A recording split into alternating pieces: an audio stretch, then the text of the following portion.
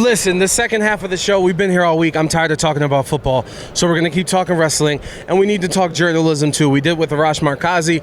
Now we're doing it with Andreas Hale. One of the best in the business. Finally, we get to do this in person. You've joined the show on Zoom.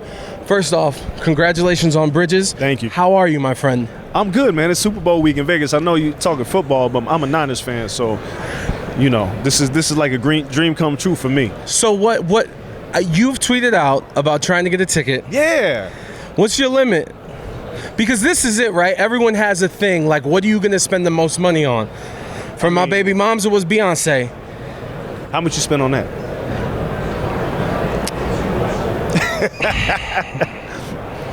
When it's like that, was it worth it? Whatever you spent? For her, it was. Okay, so that's fair. So for me, like, my birthday's coming up, and for me, I won't spend it on myself. My wife is like, look, if you really want to go, but she gasped when she saw those ticket prices. So I'm working. Well, the cheapest is 8 G's. Yeah, I ain't spending no 8 G's. I love my Niners, but I could. Well, but would you spend 8 G's if they were good seats? Because it's 8 G's to get in, meaning it's probably upper deck. Nah, like it's just the idea that, like, I've covered a lot of sports. I've been at every big fight, big events. The idea of spending $8,000 to go to a game, it's crazy to me. I got kids, man. But if they win, I got kids, bro. I can't. How irresponsible does that look? My daughter wants to go to college. She can't get into her dorm deposit because daddy done spend it at the football game. And if we lose, nope, ain't gonna happen. She want to go see Kung Fu Panda 4, and we can't because Brock Purdy threw a pick 6. Yeah, I can't. Don't put that juju in the air either, Brock. Okay, you're right. No, that's crazy. Yeah, I don't know what my limit is. I've been broke, so I haven't had to deal with these problems. I just know that automatically I can't. So I reached out to you, and I should have called you. It was just a text. You know, this is a weird thing that's going on in journalism. First off, it feels like it's dying. Yeah. And the reason why I specifically wanted to talk to you is because I've been fortunate enough to be in the locker rooms we're here in Las Vegas, so the Aces and the Raiders, and the traditional sports journalism press conference and being a part of that really does feel like a team aspect. Right. Whereas being in Las Vegas and being able to go to some of these fights and UFC events and wrestling events, it's one-on-one, everyone's in there, which is good and bad. It seems mostly bad in my opinion, but also I didn't go to school for journalism, right? If I had to classify myself, I wouldn't even call myself a content creator. I love talking to people. I love the art of conversation. So I'm an interviewer, and my approach is that I'm fortunate enough to be in that room, and I have a responsibility to go in there and not ask. For the most part, depending on the situation, I might ask, hey, do you want to wrestle Taylor Swift? But there's a fine line, and going into the Royal Rumble, to me, there was only one thing that was really important to talk about. But being in those situations, I'm going to be very honest, the Sporting Tribune, Odyssey, anywhere I work for does not pay for me to go. Shout out to ZipChair, buy the chairs, use discount code Adrian for 10% off. They help me to be able to go to some of these wrestling events. So this is out of my pocket. So now I'm trying to be like, well, if I ask this question and now they don't let me in ever again, was it worth it? Right. But journalism, in my opinion, if there's a checks and balance system, journalism is the check. So basically, how have you handled going through some of these things? Because I know you've covered UFC a lot. Yes. And Dana White, Ariel Helwani's been highly publicized. He's not the only one. There was an incident just in Toronto. Yep. So, just talk me through that. I mean, where do you want me to start in terms of journalism and sports? That was a lot. I'm sorry. Yeah, there's a lot of places to go with it because, I mean, the landscape of journalism in general has changed. How about we'll start with this. How do you feel the fact that it's changed where it's not only is it not just your traditional media outlets being there because most of them are dying, right? But it is now, Adrian's a great interviewer and he's got this many YouTube subscribers. Adrian, you can be in there. Hey, he's really good at TikToks that are just like reaction TikToks or whatever, however you're making it, and I'm not hating, but I'm just saying you got TikTokers, Instagrammers, interviewers, blah, blah, blah, blah, blah, all being in this room where before it was your traditional journalists that went through the schooling and the tutelage of how to behave and how to ask and how to be, do everything. Yeah, I mean, the game has changed. Content creators to The degrees of separation between your interview subject and the interviewer are shrinking. You can reach out to him on Twitter before he had to go through a publicist, right? There were steps to do this, which also breaks down the walls of credibility. Like, listen, I love Club Shay Shay, but Shannon Sharp's relationships are what gets him those interviews, 100%. right? And because Shannon's not a journalist. I love what he does, like, don't get me wrong, but he's not a journalist. He's not gonna push back on a lot of those questions the way that another journalist would. What ends up happening is, and this goes in sports as well and everything else, Cat Williams can say what he wants on that show, and he knows that Shannon won't really challenge him. But Cat Williams ain't gonna give me that interview because he knows I'm gonna push back, right? So now you're scaling back. You're only doing interviews with your friends now. Celebrities interviewing celebrities and entertainers and entertainers. Nobody's asking real questions anymore. It's just a big circle jerk. And you need more people who don't want to be friends with your interview subject asking serious questions. And it's not happening. You mentioned the UFC. Dana White don't want real questions at those press conferences. 100%. For years. He never has. And he says he hates media. No, he doesn't like being challenged. And he likes media that's going to toot his horn and promote slap fighting. But let's talk about the pay disparity in the UFC. He don't want to talk about that. He doesn't want the fights being broken. He doesn't want to talk about any of those things. That's journalism, though. Like, misused terms, journalism and like clickbait. I've watched them just misuse these terms all the time. So the landscape is changing, which means I don't know what's going to happen in the next few years. Like, we all have to adapt. We have no choice. The written word don't mean anything anymore. Like, I started off as a writer. Like, that first and foremost, I started in music, writing 2,000 word features, 3,000 word features. Who's reading? You know, so between that and the idea that when celebrities interview celebrities, they don't have to fact check.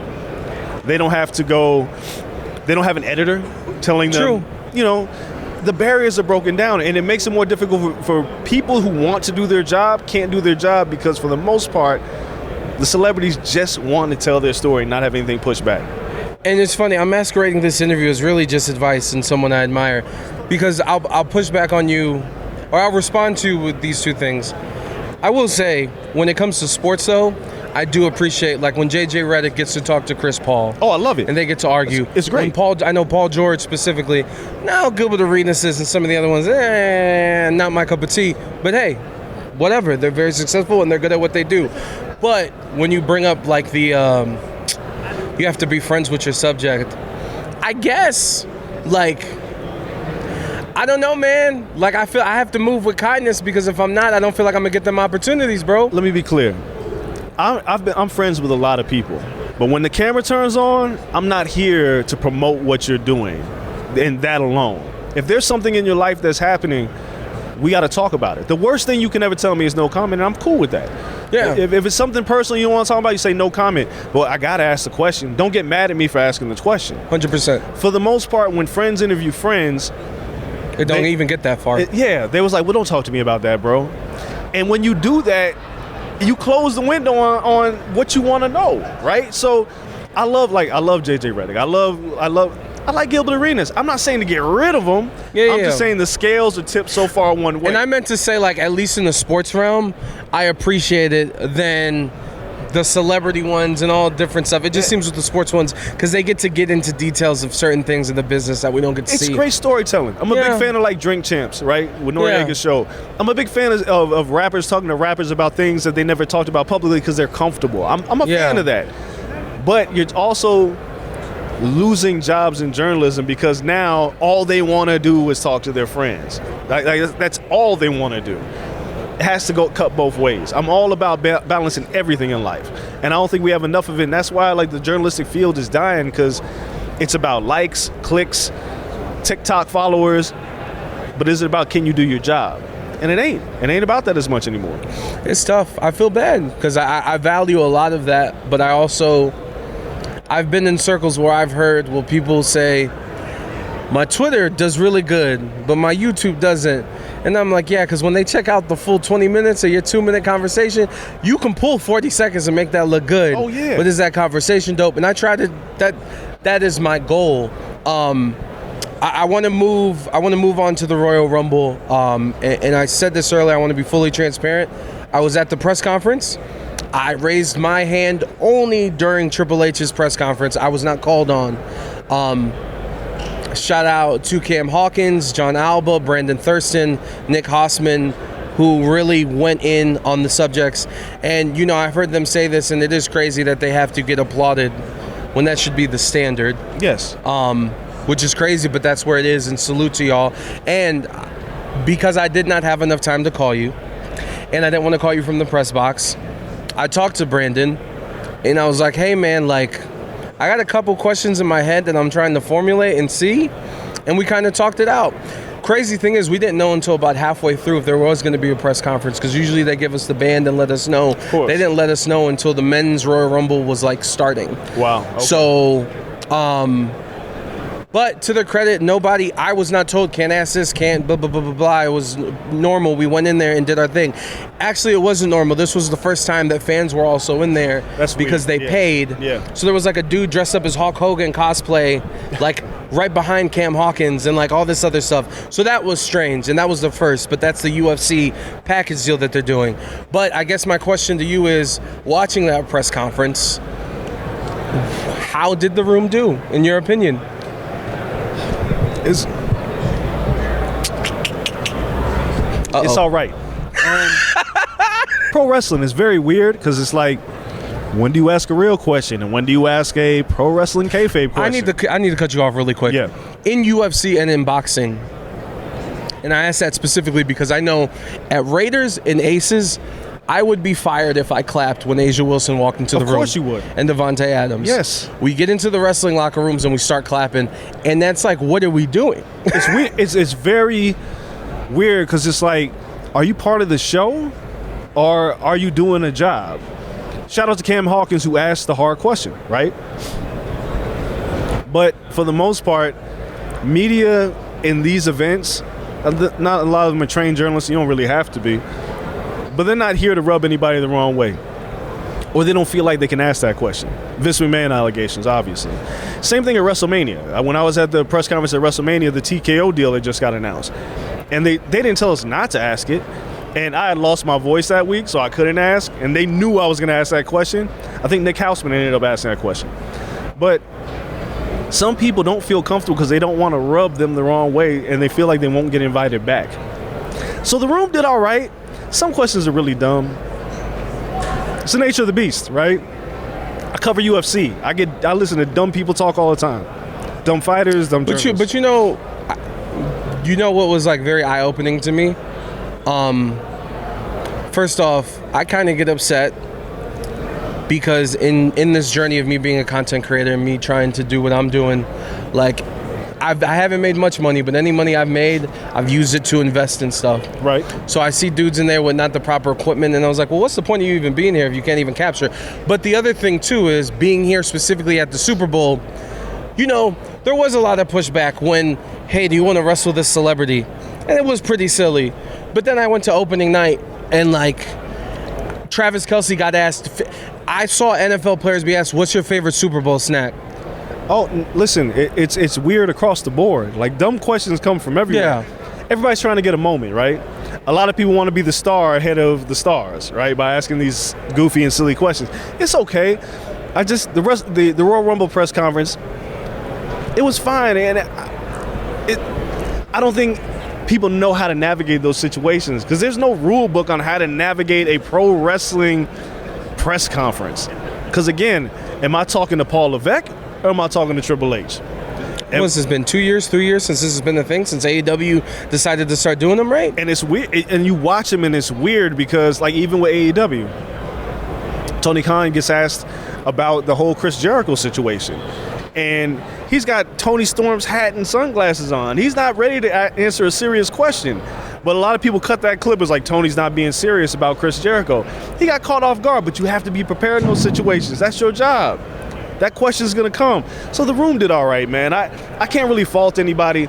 I know the people that I know in this business knew what they were going to ask. Like when I saw Cam, shout out to Cam Hawkins, I think he's tremendous. He knew what he wanted to ask. He didn't mince any words. He was just very straight up with it.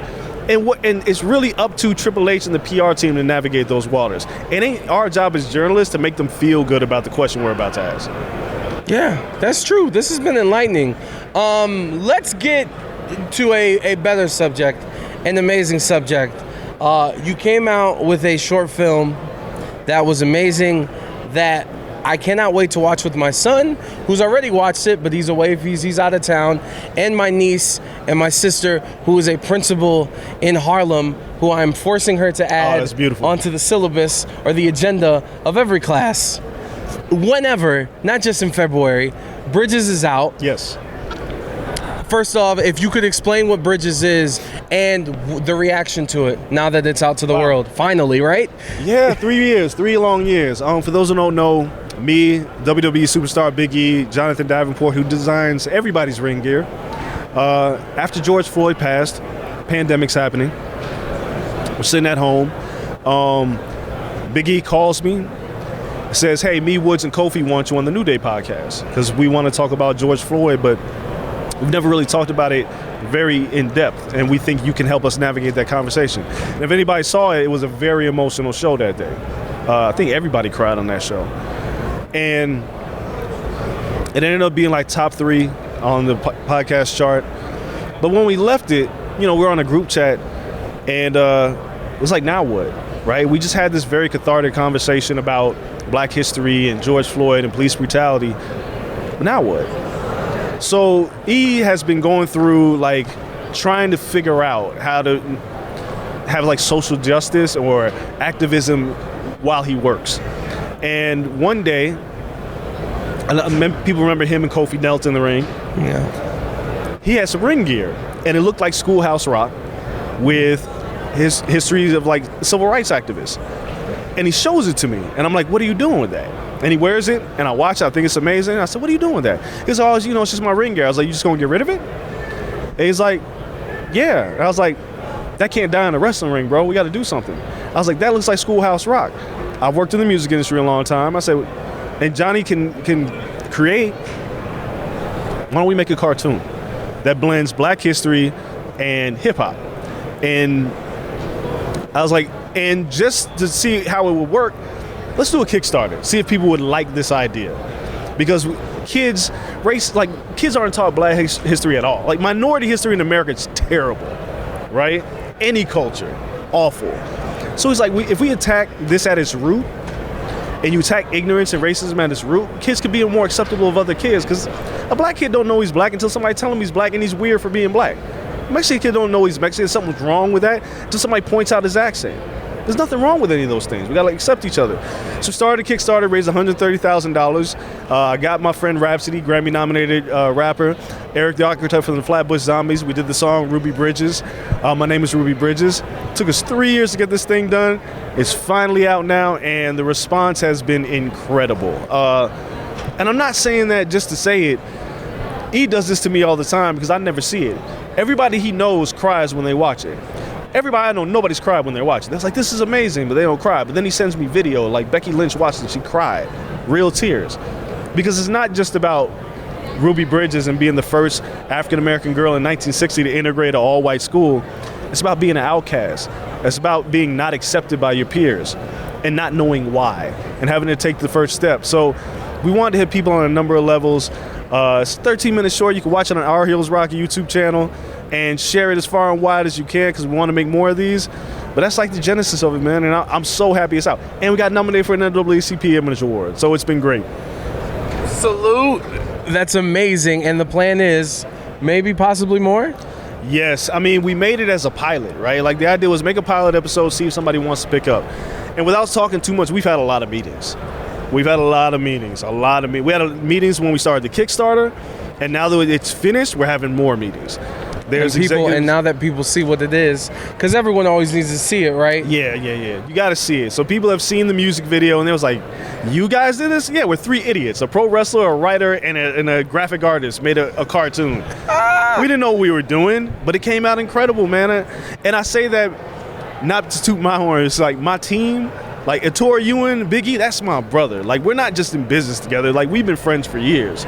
And Johnny, the man's the kindest man. He's got such soul. He wrote and directed the thing.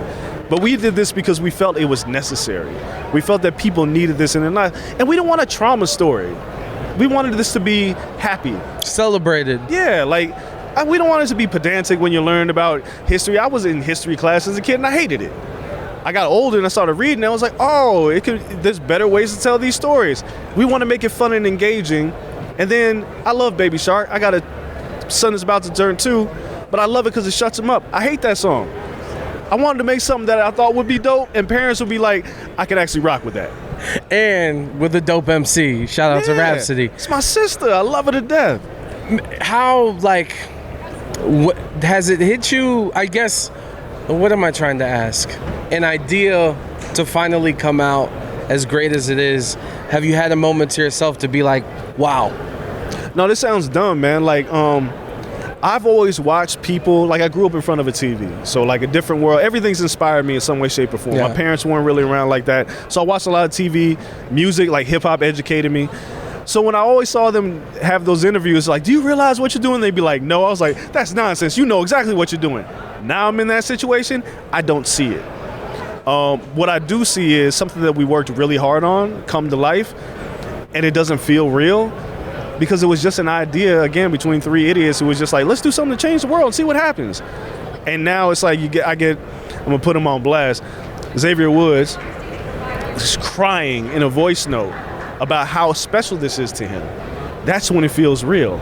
It's like something that we made is touching people in that kind of way. That means everything to me. I don't care about the money. We lost money doing this. Like, we don't care. But when it touches people in that way, those are the moments you go, I guess we are doing something. And the 3 of us are really bad at bigging ourselves up. Yeah. So it's like we got to pump each other up. And he's like the biggest cheerleader. Don't worry about it. That's what I'm here for, dog. And by the way, the retweets of like the classrooms and everything, watching it is absolutely incredible. And you know what? This is a positive note to end this interview, because I don't want to go back to the other stuff. We have plenty of time to do that. Andreas, thank you so much for the time. Absolutely, but I want to say this. You've been very supportive of everything, and I appreciate that.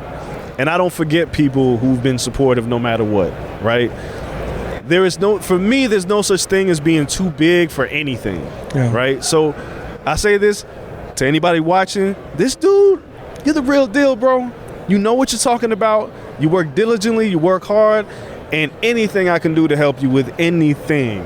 You have my number. Everybody else don't. You have my number. Just hit me up. Andreas, thank you, bro. Absolutely. Thank you. My guy. Appreciate you. For sure.